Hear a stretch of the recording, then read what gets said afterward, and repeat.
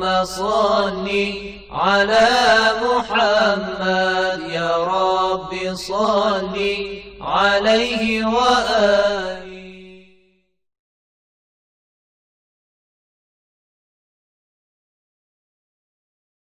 أعوذ بالله من الشيطان الرجيم. بسم الله الرحمن الرحيم. الحمد لله رب العالمين والصلاة والسلام على رسول الأعظم محمد صلى الله عليه وآله وسلم وعلى أهل بيته الطيبين الطاهرين. أقول لكم السلام عليكم warahmatullahi wabarakatuh. Para pemirsa dan pendengar yang dirahmati oleh Allah Subhanahu wa taala, marilah senantiasa kita meminta kepada Allah untuk diberi petunjuk, diberi hidayah supaya kita menjadi hamba yang bermanfaat bagi diri kita dan bagi orang lain. Pada kesempatan yang lalu kita telah menjelaskan berbagai definisi yang disebutkan oleh ulama-ulama teolog dan ulama-ulama filosof, yang mana mereka menganggap bahwa kalamullah merupakan pembahasan yang ada di ilmu ketuhanan, dan terjadi perbedaan di antara mereka tentang definisi kalam. Ada yang mengatakan kalamullah itu adalah huruf-huruf dan suara yang tersusun rapi, dan ada yang mengatakan kalamullah adalah ilmu Allah, dan ada yang mengatakan kalamullah itu terbagi menjadi dua, yaitu huruf-huruf dan suara-suara yang tersusun rapi, dan kalamullah yang berbentuk ciptaan. Dan kita sudah menjelaskan berbagai definisi, dan pada kesempatan yang baik ini kita ingin melanjutkan pembahasan tentang kalamullah yang ada di dunia teologi, di mana kita pernah menyebutkan bahwa pembahasan kalamullah adalah salah satu pembahasan yang berujung pembunuhan, berujung pengkafiran terhadap kelompok lain. Kita ingin memasuki pembahasan ini supaya kita mengetahui bagaimana ulama-ulama kita membahas tentang sifat-sifat Allah Subhanahu wa taala. Dalam bahasan kalamullah ada dua pandangan. Pandangan yang pertama yang mengatakan bahwa kalamullah itu hadis. Pandangan yang kedua adalah yang mengatakan kalamullah itu qadim. Saya akan mengawali pembahasan kita dengan menyebutkan kelompok yang beranggapan bahwa kalamullah itu qadim. Ada satu statement yang disebutkan oleh ahlul hadis, dan salah satunya adalah Ahmad bin Hanbal, di mana ia pernah mengatakan bahwa Quran adalah kalamullah. Teksnya seperti ini: wal Qur'anu kalamullahi laysa bimakhluqin faman za'ama annal Qur'ana makhluqun fahuwa jahmiyun kafirun wa man za'ama annal Qur'ana kalamullah azza wa jal wa waqafa wa lam yaqul makhluq wala ghairu makhluq fahuwa akhbath min al-awwal. Ini adalah ucapan yang disebutkan oleh Ahmad bin Hanbal dalam kaitannya dengan kalamullah.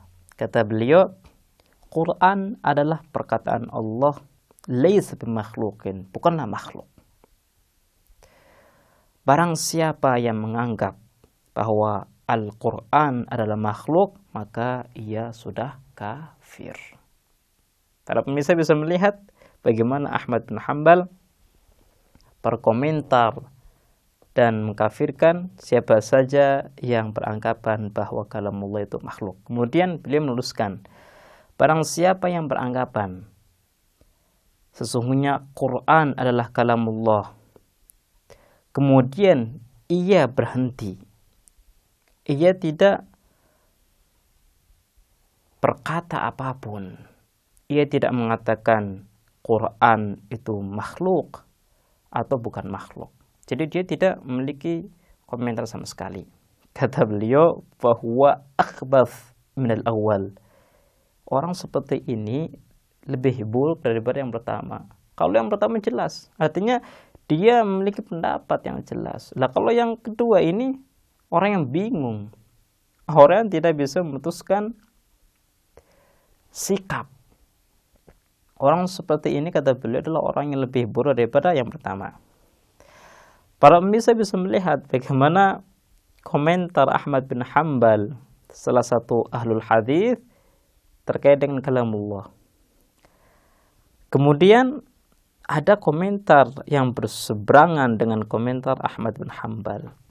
Komentar tersebut adalah komentar yang disebutkan oleh kaum Mu'tazilah, di mana kaum Mu'tazilah mengatakan bahwa kalamullah itu hadis, kalamullah itu sesuatu yang baru. Lah kalau sesuatu yang baru maka kalamullah adalah makhluk. Karena kalamullah artinya huruf-huruf dan suara yang tersusun. Itu adalah kalam.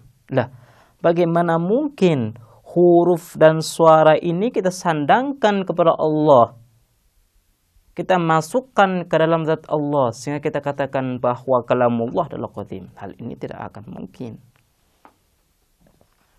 Sehingga orang-orang Mu'tazilah dengan tegas mengatakan bahwa Al-Quran sebagai kalamullah adalah sesuatu yang baru.